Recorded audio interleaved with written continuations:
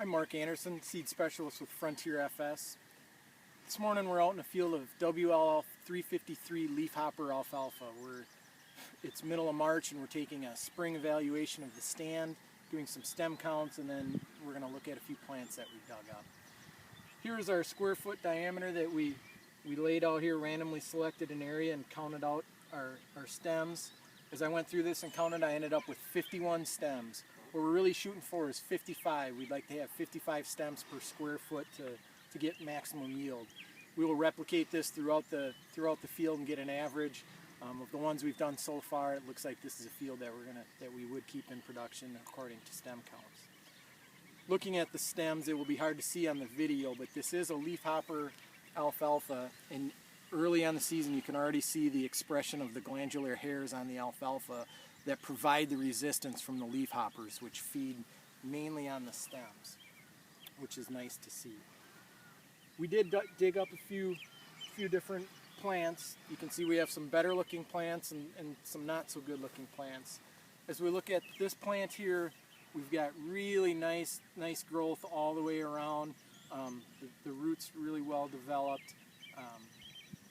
You don't see any dead spots on the part of the plant. You know, we see this dead stuff. This field was not cut late last year, so we have some leftover growth from last year, which will help us stand over winter. As we then cut into the plant and look at the inside of the roots and the crown,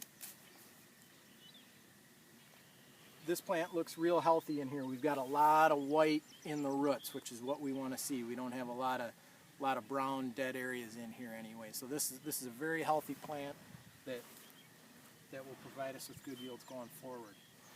This plant here, now this plant is a little more lopsided. You can see we've got some growth coming this way around this side, but we really lost some production on this side, whether it was through winter kill, traffic. There's multiple things that could cause this, but we're losing production already, or possible production on this plant.